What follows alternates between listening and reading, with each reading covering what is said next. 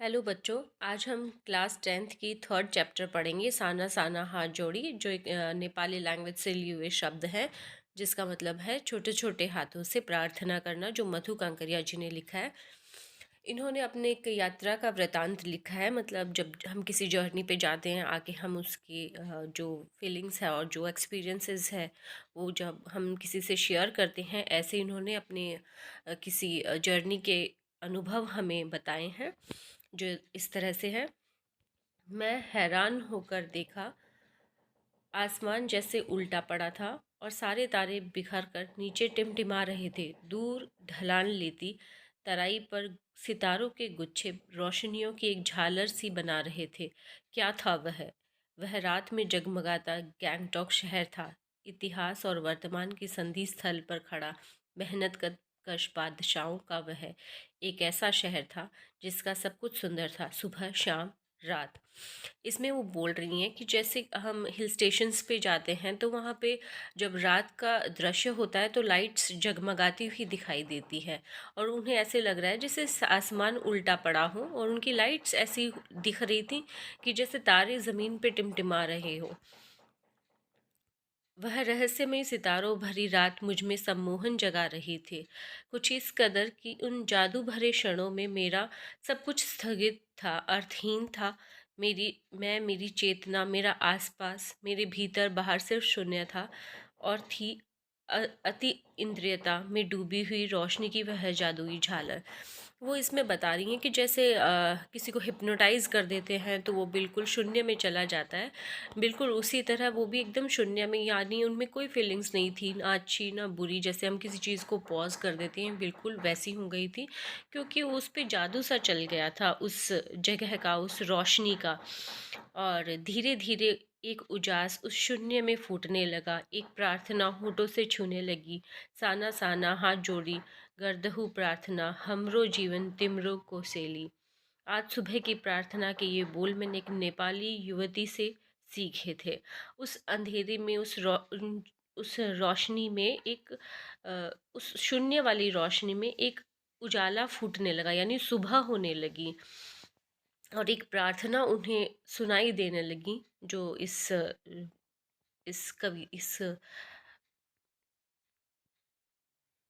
Chapter अ, का title है अ, साना साना हाथ जोड़ी। एक प्रार्थना उन्हें सुनाई दी, जिसका मतलब मैंने आपको ऊपर भी बताया था, छोटे छोटे हाथों से प्रार्थना कर रही हूँ। मेरा जीवन सिर्फ अच्छाइयों से भर दो। सुबह हमें युंगथांग के लिए निकल पड़ना था, पर आँख खुलते ही मैं बालकनी की तरफ भागी। यहाँ के लोगों ने बताया था कि यदि मौसम साफ होता है, बालकनी में भी कंचनजंगा दिखाई देती है, हिमालय की तीसरी सबसे बड़ी चोटी कंचनजंगा। पर मौसम अच्छा होने के बावजूद आसमान हल्के हल्के बादलों से ढका हुआ था। पिछले वर्ष की ही तरह इस बार भी बादलों के कपाट ठाकुर जी के कपाट की तरह बंद ही थे। कंचनजंगा न दिखनी थी न दिखी, पर सामने ही रकम रकम के रंग बिरंगे इतने सारे फूल दिखाई पड़े कि लगा फूलों के बाग में आ गई हूँ। इन्हें जब हम इस तरफ जाते हैं, जहाँ गैंगटॉक है, दार्जिलिंग है, युमथांग है, वहाँ घरों के बाहर से ही हमें कंचनजंगा दिखाई देती है जब मौसम साफ़ होता है। तो वही देखने लेखिका भी बाहर निकली, लेकिन अनफॉर्चुनेटली उन्हें दिखाई नहीं दी, क्योंकि मौसम साफ़ नहीं था। पर बाहर उन्हें दिखाई दिए बहुत ही अलग अलग तरह के रंग बिरंगे खूबसूरत फूल, क्योंकि उस तरफ हरियाली भी बहुत है। वहाँ का मौसम बहुत ही सुंदर, और जगह में बहुत ही हरियाली दिखाई देती है, और उन्हीं उन्हीं को उन्होंने दिखाया है इसके अंदर। बहरहाल गैंगटॉक से 149 किलोमीटर की दूरी पर युमथांग था। युमथांग यानी घाटियाँ, सारे रास्ते हिमालय की गहनतम घाटियों और फूलों की लदी वादियाँ मिलेंगी आपको। ड्राइवर कम गाइड जीते नार्गे मुझे बता रहा था, क्या वहाँ बर्फ़ मिलेगी? मैं बचकाने उत्साह से पूछने लगी। इसमें उन्होंने अपनी एक्साइटमेंट को दिखाया है कि वो एक जो ड्राइवर था उनसे भी पूछने लगी कि क्या वहाँ पे बर्फ़ मिलेगी। वो गैंगटॉक से आगे जा रही थी युमथांग में, और तो ड्राइवर कहने लगा चलिए। तो उन्होंने भी उनकी एक्साइटमेंट को बरकरार रखा और उन्हें बताया नहीं कि आगे हमें क्या मिलेगा।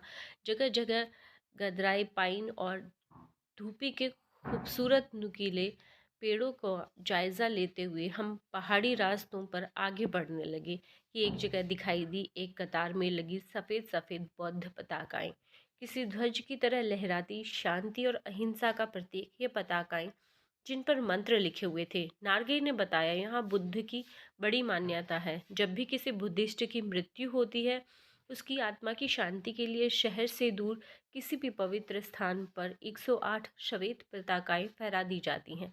नहीं, उन्हें उतारा नहीं जाता, ये धीरे धीरे अपने आप ही नष्ट हो जाती है। कई बार किसी नए कार्य की शुरुआत के में भी ये पताकाएं लगा दी जाती हैं, पर वे रंगीन होती हैं। नार्गे बोलता जा रहा था और मेरी नज़र उसकी जीप में लगी दलाई लामा की तस्वीर पर टिकी हुई थी। कई दुकानों पर भी मैंने दलाई लामा की ऐसी तस्वीर देखी थी। भारत के उस हिस्से में बौद्ध धर्म की प्रबलता ज़्यादा है। हिंदू धर्म या मुस्लिम या किसी भी धर्म की नहीं, वहाँ बौद्ध धर्म ज़्यादा पूजा जाता है और उन्हीं की जो मान्यताएं हैं वो इसमें बताई गई हैं। हर धर्म की अलग अलग मान्यताएं होती है। वैसे बौद्ध धर्म की भी मान्यताएं, आप कभी भी कहीं भी हिल स्टेशन पर जाइए, आपको ये फ्लैग्स ज़रूर दिखाई देंगे, कलर्ड एंड वाइट फ्लैग्स।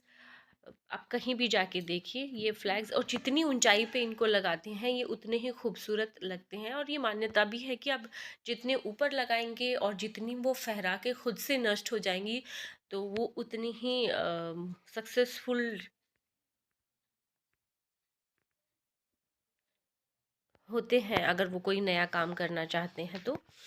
उन्हीं रास्तों पर मैंने देखा एक कुटिया के भीतर घूमता चक्र।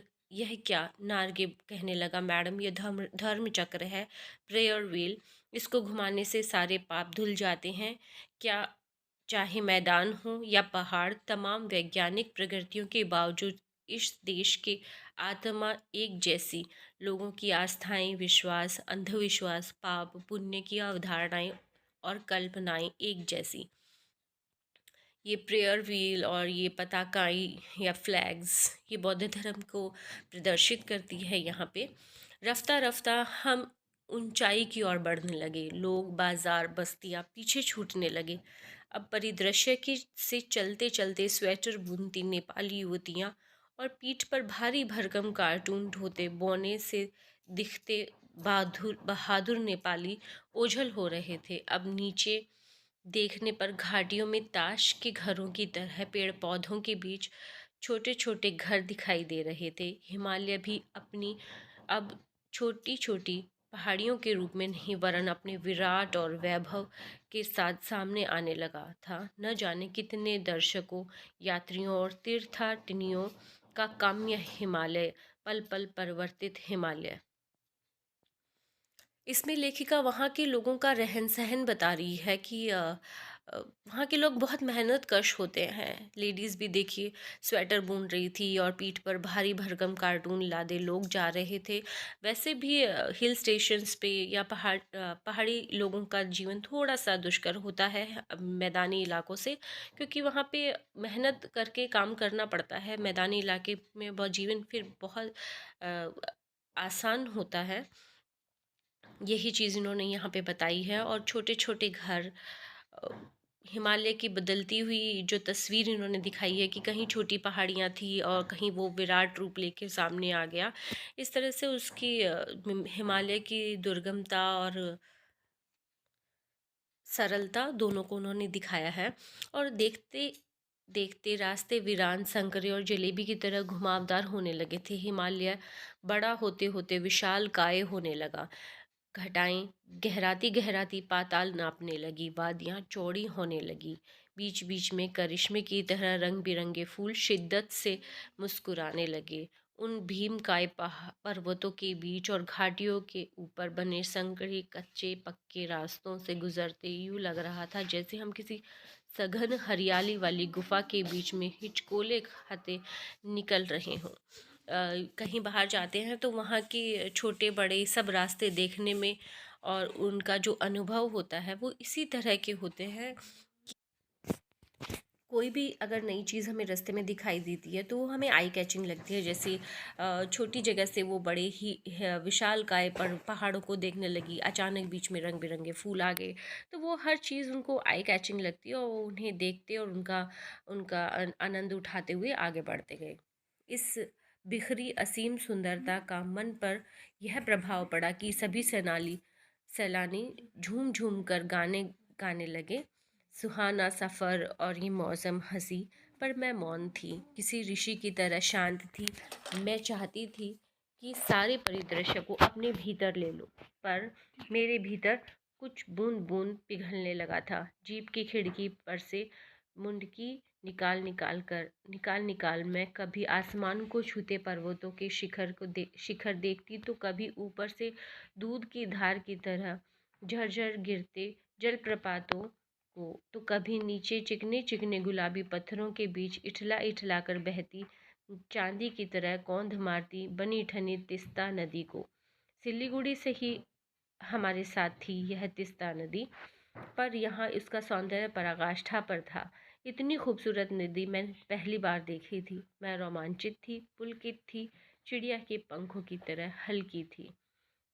इसमें वो बताती हैं कि बाकी जो उनके साथ लोग थे वो बहुत खुश थे, खुद खूब मौज मस्ती वाले थे, लेकिन वो शायद शांत स्वभाव की थी, इसलिए वो पहाड़ी इलाकों में हो रहे हर एक चेंज का और हर एक आती जाती झलक का वो खूब आनंद तो ले रही थी, पर शांत मन से। और जो शांत मन होता है जिसका, वो बिल्कुल हल्का हो जाता है, उसके अंदर किसी और तरह की भावनाएं नहीं होती। वही ये कह रही हैं कि मैं चिड़िया के पंख की तरह बिल्कुल हल्की थी। मेरे नगपति, मेरे विशाल, मेरे हिमालय को सलामी देनी चाहिए कि तभी जीप एक जगह रुकी। खूब ऊंचाई से पूरे वेग के साथ ऊपर शिखरों के भी शिखर से गिरता फेन उगलता झरना। इसका नाम था सेवन सिस्टर्स वाटरफॉल। फ्लैश चमकने लगे। कभी सैनाली इस